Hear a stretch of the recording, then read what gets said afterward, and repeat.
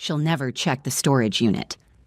That's what my stepson Derek said to his girlfriend on speakerphone while I stood in my own kitchen, hidden just around the corner. My blood ran cold as I listened to him laugh about selling my late husband's prized antique collection, the collection Robert spent 40 years building, the collection that was supposed to stay in our family forever. But here's what Derek didn't know. I checked that storage unit every single week, and 3 months earlier, after noticing some items had been slightly moved, I'd installed a GPS tracker inside Robert's most valuable piece, a 1780s Philadelphia Chippendale chest-on-chest worth over $60,000. When Derek tried to sell it at that auction house in Manhattan, well, let's just say karma came with a court order. My name is Claire Morrison, and I'm 68 years old. I'm calling to you from Asheville, North Carolina, where the mountains are beautiful, but family betrayal can be uglier than anything nature could throw at you. Before we go any further, I'd love to know, where are you watching this from? Drop your city and state in the comments. It helps me know I'm not alone in this world, and honestly, after what I've been through, that connection means everything. Now, let me take you back to where this nightmare really started. Robert and I were married for 12 wonderful years before pancreatic cancer took him from me 2 years ago. He was 71, vibrant until the very end, and the love of my second chapter. My first husband passed when I was 45, leaving me with 2 grown daughters who are the lights of my life. When I met Robert at a charity auction, ironic, I know, I never expected to find love again. Robert was a retired architect with a passion that bordered on obsession: American antique furniture. Not just any pieces, mind you. He specialized in 18th century Philadelphia craftsmanship. Every weekend we'd drive to estate sales, auctions, and antique shows. I'd watch his eyes light up when he'd spot a genuine piece among the reproductions. He taught me everything: how to identify authentic joinery, the difference between period hardware and replacements, the way certain woods aged in specific patterns. His collection became our shared joy: 23 museum-quality pieces, each with documented provenance.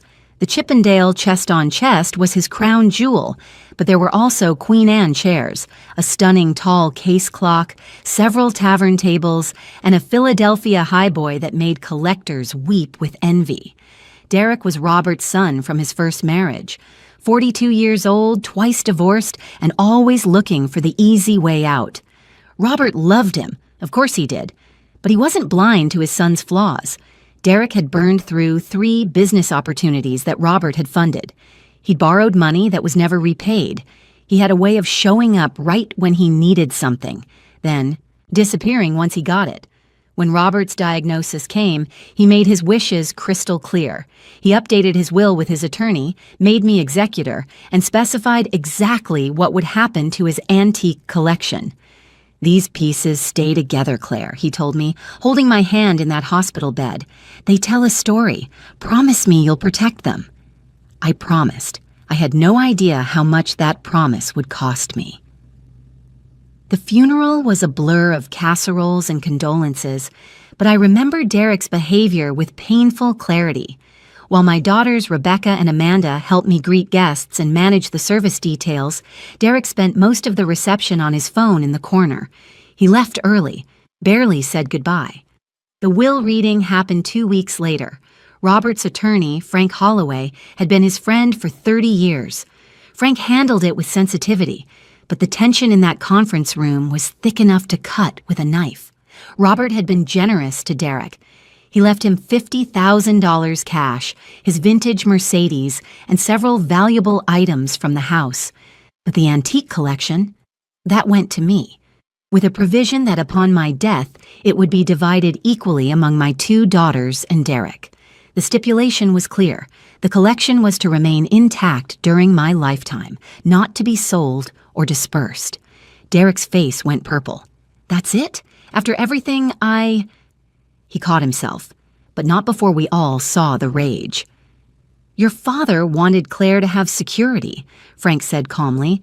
"The collection is valued at approximately $400,000. It ensures she's taken care of." She's already taken care of, Derek spat. She got the house, the life insurance, the retirement accounts, which your father and I built together over 12 years of marriage, I said quietly. I wasn't going to let him rewrite history. Everything was done fairly and legally. Derek stormed out. That was 2 years ago. I didn't hear from him for 6 months after that. The collection was too valuable to keep in the house, especially the larger pieces. Robert had always rented a climate-controlled storage unit at Secure Space Storage, about 15 minutes from our home. It was a top-tier facility, alarmed, camera-monitored, individual unit climate control. The unit was large enough to properly store everything with room to move around. After Robert passed, I transferred the rental agreement to my name and continued the monthly payments. I visited every week, usually on Thursday afternoons. I'd unlock that unit, step inside, and spend an hour among Robert's treasures. Sometimes I'd just sit in the Windsor chair and talk to him. Other times, I'd carefully dust pieces and check for any signs of humidity damage or pest activity. I know it might sound strange, but those visits kept me connected to him. Each piece held memories. The tavern table we'd found in Vermont during a snowstorm, the cellar not. Realizing what he had. The Queen Anne chairs we'd successfully bid on at a heated auction in Charleston. The highboy that Robert authenticated himself, proving it was Philadelphia-made when 2 dealers had insisted it was English. During those first months after Robert's death, I'll admit, I wasn't always as vigilant about checking every single piece. I was grieving. Sometimes I'd sit there with tears streaming down my face, barely seeing what was in front of me. That's probably when Derek started noticing the unit wasn't as carefully monitored as it should have been. That's probably when he started planning. It was 9 months after Robert's death when Derek suddenly reappeared in my life, all smiles and apologies. I should have known something was wrong right then. Claire, I've been doing a lot of thinking, Derek said when he showed up at my door on a Tuesday evening unannounced. I was wrong. I let grief and money cloud my judgment. Dad would have been disappointed in how I acted. I stood there, stunned. This was not the Derek I knew. The Derek I knew didn't apologize. He justified. I want to make things right, he continued, and I swear there were tears in his eyes. You were good to Dad. You made him happy in his final years. I should have thanked you instead of acting like a spoiled child. Against my better judgment, because I'm not made of stone, I invited him in. We had coffee. He asked about my daughters, told me about his new job in sales, claimed he was finally getting his life together. He seemed different, humbler. I was wondering, he said carefully, if maybe I could see Dad's collection sometime. I know it's yours, I respect that. I have memories attached to some of those pieces too. Him taking me to auctions when I was a kid. I'd like to feel close to him again. How could I say no to that? Despite everything, he was Robert's son. And if Robert could see past Derek's flaws, surely I could make an effort. Of course, I said. I go every Thursday afternoon. You're welcome to join me this week. His face lit up. That would mean a lot, Claire. Really. That Thursday, we met at the storage facility. I punched in my access code and we walked to Unit 247. When I opened the door and turned on the lights, Derek stepped inside with what looked like genuine reverence. God, I forgot how incredible these pieces are, he murmured, running his hand along the Chippendale chest. This one was always Dad's favorite, wasn't it? His masterpiece, I agreed. He searched for one of this quality for 20 years. We spent an hour there. Derek asked questions, shared memories I'd never heard before, about going to estate sales with Robert as a teenager, learning to spot quality craftsmanship. For a moment, I let myself believe that grief had changed him, that loss had taught him what truly mattered. I was such a fool. Derek started visiting regularly. Every 2 or 3 weeks, he'd ask if he could come to the storage unit with me. I was actually touched. It felt like healing, like family rebuilding itself after tragedy. Then, about 3 months into this new relationship, I arrived for my usual Thursday visit and immediately felt something was off. Nothing was missing. I checked carefully. But the Chippendale chest had been moved slightly. The tavern table was at a different angle. Small changes that most people wouldn't notice. But I'd been studying these pieces for 12 years. I told myself I was being paranoid. Derek had been here with me just days before. Maybe we'd moved things and I'd forgotten. Grief brain, right? That's what my daughter Amanda called it when I'd forget appointments or lose my keys. But something nagged at me. Something felt wrong. I didn't confront Derek about the moved items. Instead, I did something I'm not entirely proud of, but desperate times and all that. I installed a hidden camera in the storage unit, just a small one, tucked behind some boxes in the corner with motion activation and live feed to my phone. Secure Space had cameras in the hallways, but not inside individual units. This was my insurance. I also changed my visit schedule without telling anyone.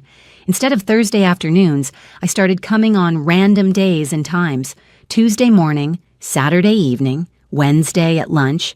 I wanted to see if anything else would change. For 2 weeks, nothing happened. My camera only caught me coming and going. I started to feel foolish. Maybe I really was being paranoid. Maybe grief was making me suspicious of someone who was genuinely trying to do better. Then, on a Friday afternoon when I was supposed to be at my book club, my phone buzzed with a motion alert from the camera.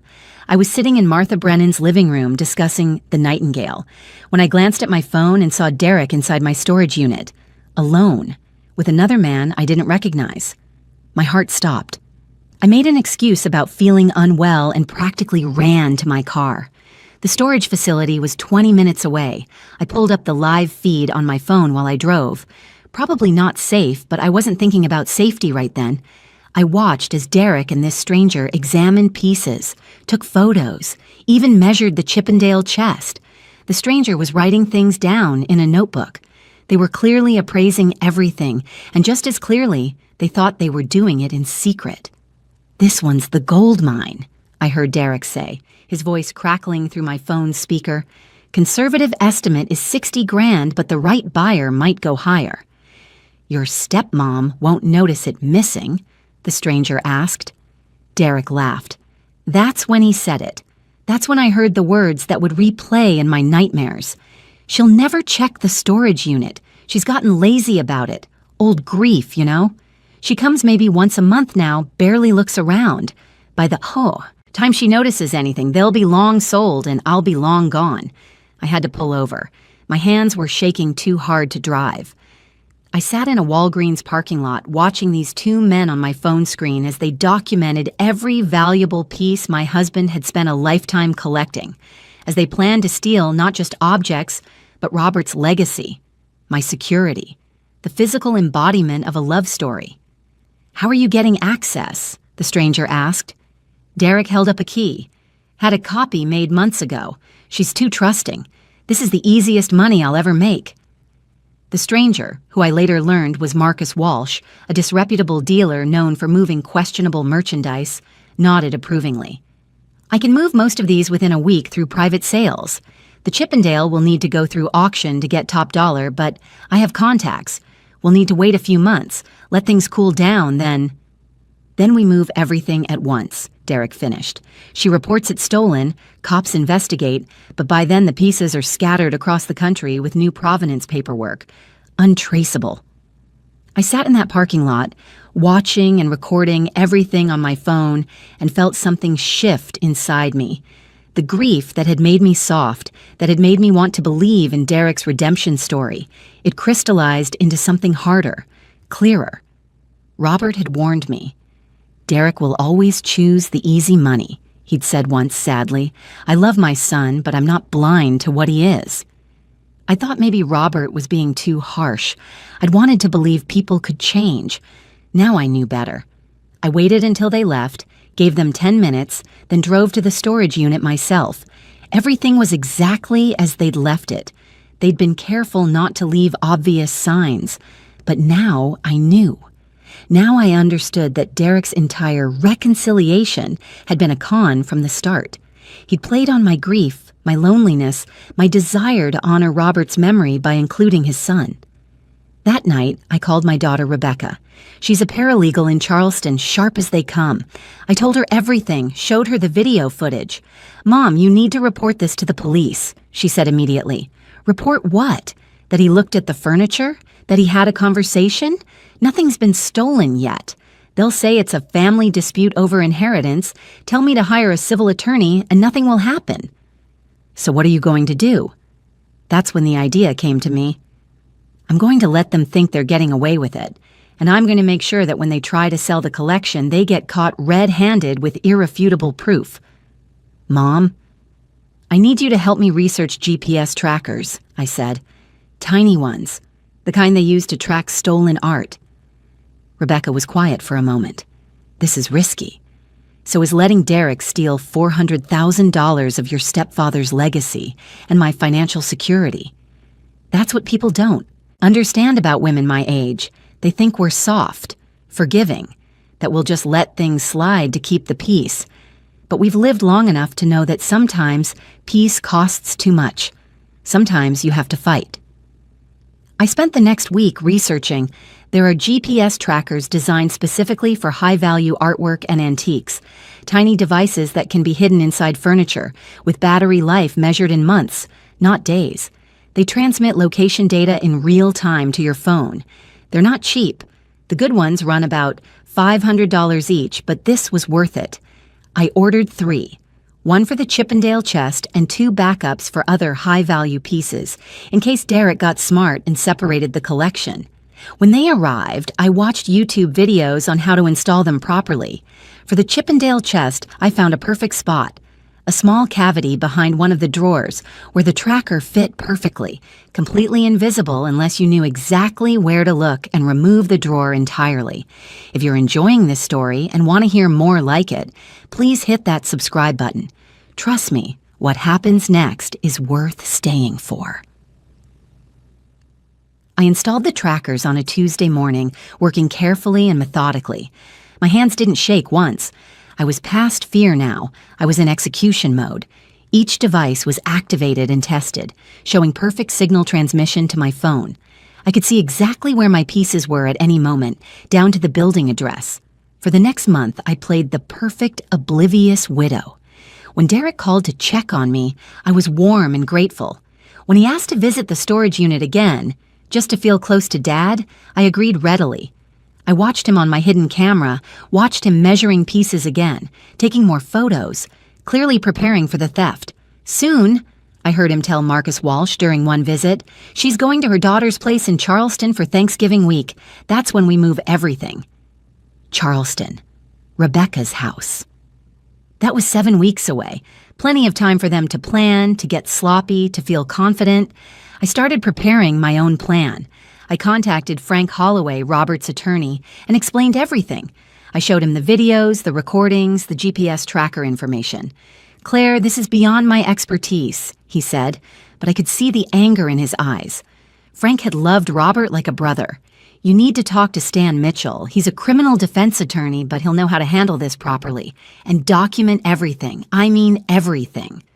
Stan Mitchell turned out to be a godsend. Mid-60s, sharp-eyed, with a reputation for taking down white-collar criminals. When I walked into his office and laid out the whole story, he leaned back in his chair and smiled. Mrs. Morrison, has anyone ever told you that you'd make an excellent detective? I just want my husband's collection protected, I said, and I want Derek to face real consequences, not just a slap on the wrist. Here's what we're going to do, Stan said. We're going to let them steal the collection, let them think they've won. Then we're going to track every single piece, document every sale, and build a case for grand larceny, fraud, and trafficking in stolen goods. By the time we're done, Derek and his associate won't just lose the collection, they'll lose their freedom. That's risky, I said. What if we lose track of the pieces? That's why those GPS trackers are genius. But we're also going to work with the police, get them involved from the start, so this is done by the book. I have contacts in the art theft division. They handle cases like this all the time. Over the next 3 weeks, we built an airtight strategy. The police were briefed and ready to track the stolen items. We contacted the major auction houses on the East Coast, Sotheby's, Christie's, Freeman's, Pook & Pook, and gave them photographs and documentation of every piece in the collection.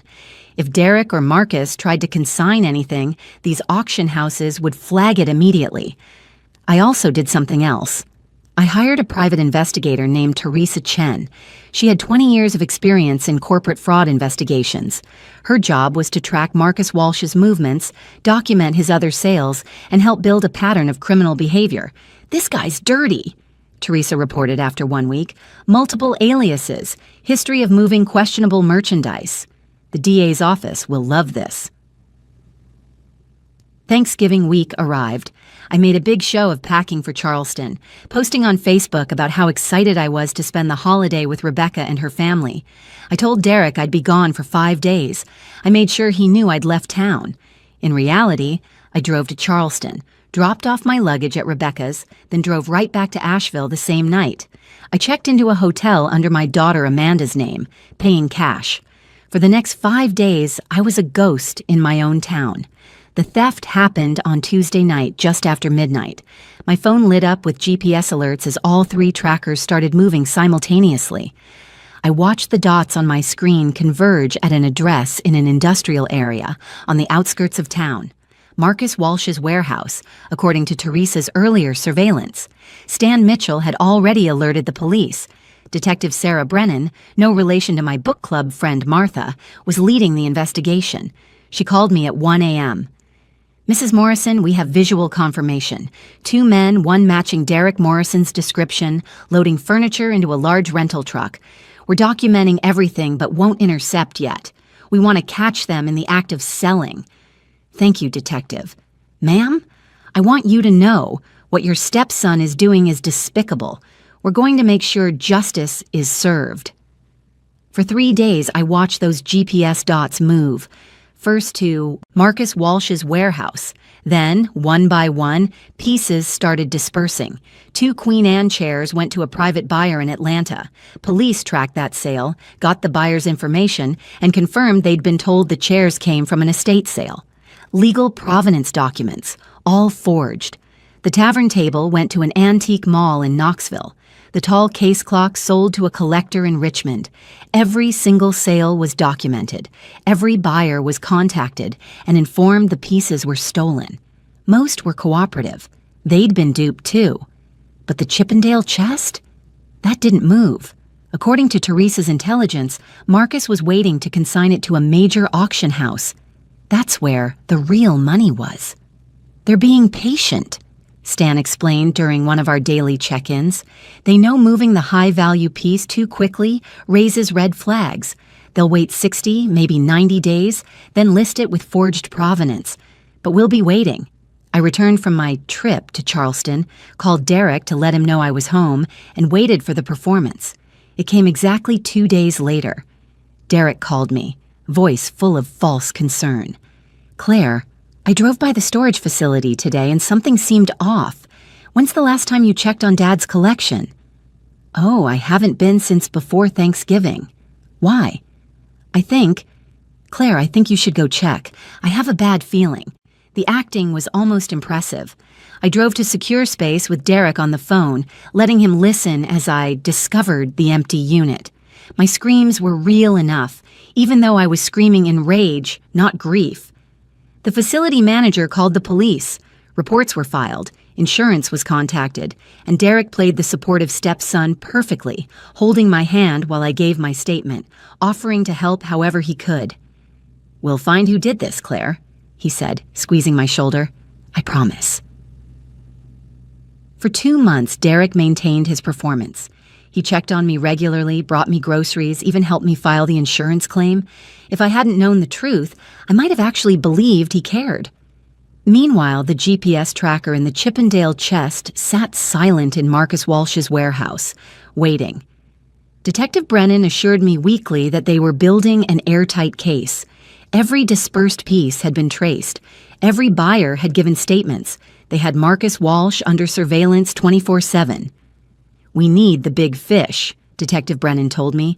"The moment he tries to auction that Chippendale chest, we've got them both on conspiracy to commit grand larceny, fraud, and trafficking in stolen property. The DA wants this case." In late January, almost 3 months after the theft, Teresa Chen called me with news. Marcus just contacted Freeman's Auction House in Philadelphia. He's consigning the Chippendale chest for their March Americana sale. He's using documentation that claims it came from a New Jersey estate, belonged to his late uncle. All forged, of course, but very professionally done. And Freeman's. We alerted them weeks ago, remember. They've been instructed to play along, accept the consignment, but notify authorities immediately. The auction is scheduled for March 15th. That's when we move. The next 6 weeks were excruciating. I had to maintain my grieving widow act while knowing exactly where my husband's masterpiece was. I had to accept Derek's sympathy while knowing he was counting stolen money. I had to pretend to have hope that the police would, maybe someday, recover the collection. March 15th finally arrived. The auction was at 2 p.m. I drove to Philadelphia with Rebecca, who'd taken the day off work. Stan Mitchell met us outside Freeman's auction house on Chestnut Street. Detective Brennan and her partner were there in plain clothes. Marcus Walsh was already inside, registering and preparing for the sale. "Where's Derek?" I asked Stan. "In the auction room, front row. He wants to watch his big payday." The auction house was elegant. High ceilings, well-dressed collectors, the quiet murmur of money about to change hands. Rebecca and I sat in the back, both wearing scarves and sunglasses like we were in some kind of heist movie.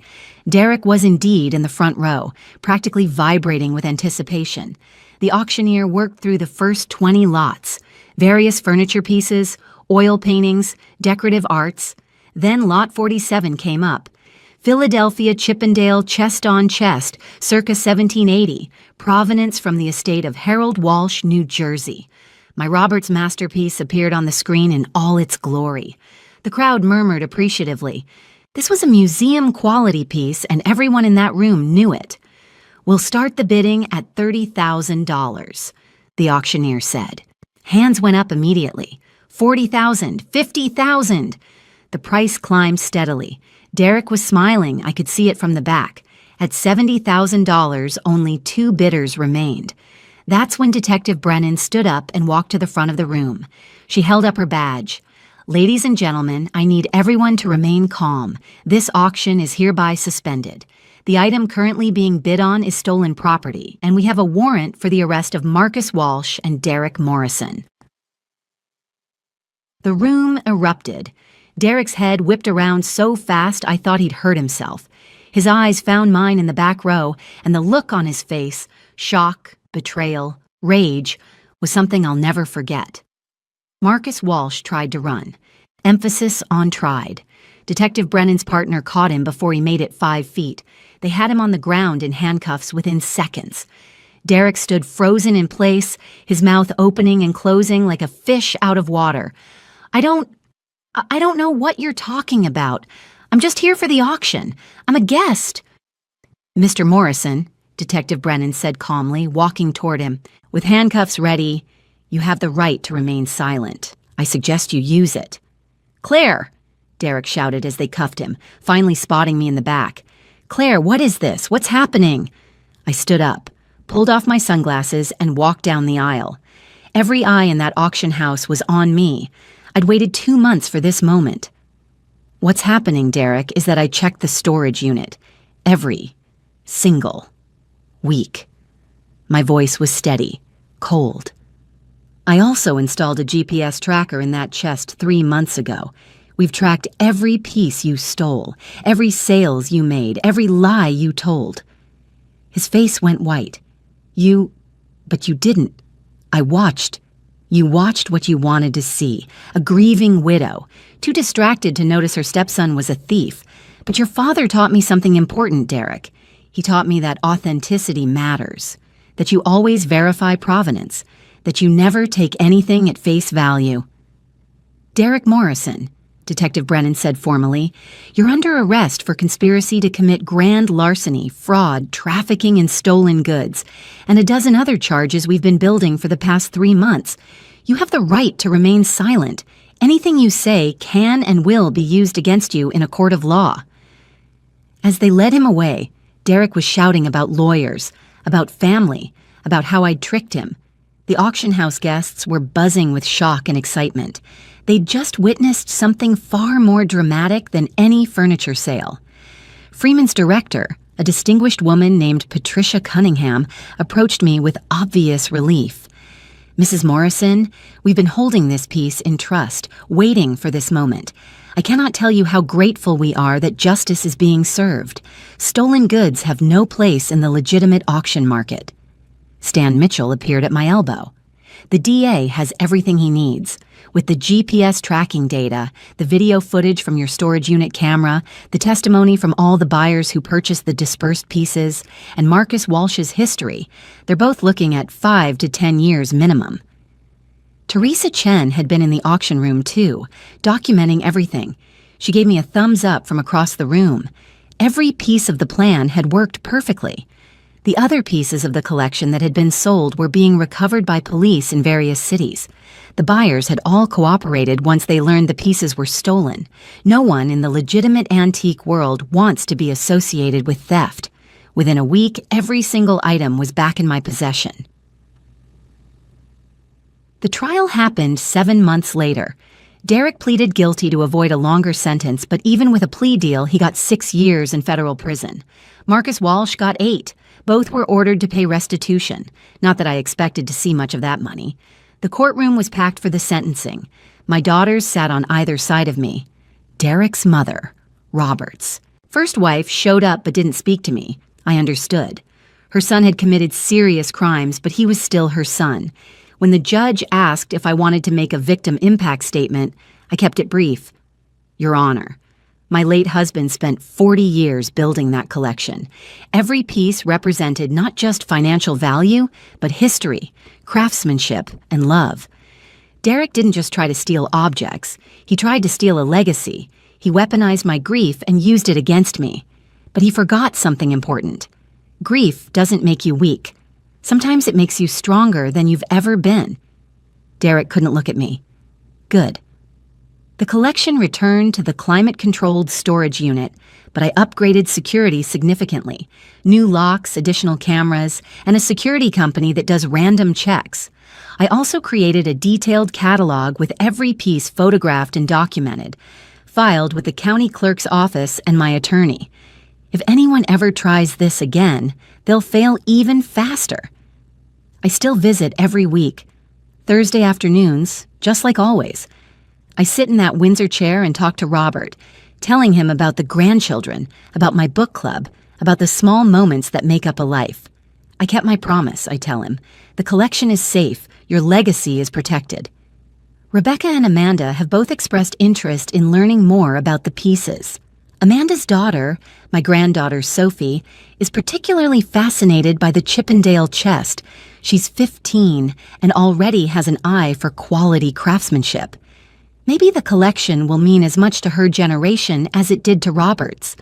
As for Derek, I hear things occasionally. He's in a minimum security facility in Virginia. His mother visits him monthly. Part of me, the part that remembers how Robert loved his son despite everything, feels a sliver of sadness about how things ended. But mostly, I feel relief and vindication. Robert once told me, "The truth is in the details, Claire. The authentic versus the reproduction, the genuine versus the fake. It all comes down to looking carefully at the details." He was talking about furniture, but the lesson applies to people too. I'm 68 years old. I've been widowed twice. I've raised children, buried parents, survived loss that would have broken a younger version of myself. I've learned that sometimes kindness is returned with cruelty, that family isn't always who you're related to, and that trust must be earned, not assumed. But I've also learned that women like me, women who've lived long enough to know better, but still choose to stand up and fight, we're stronger than anyone gives us credit for. The GPS tracker is still in that Chippendale chest, by the way. Insurance, Robert would call it, just in case.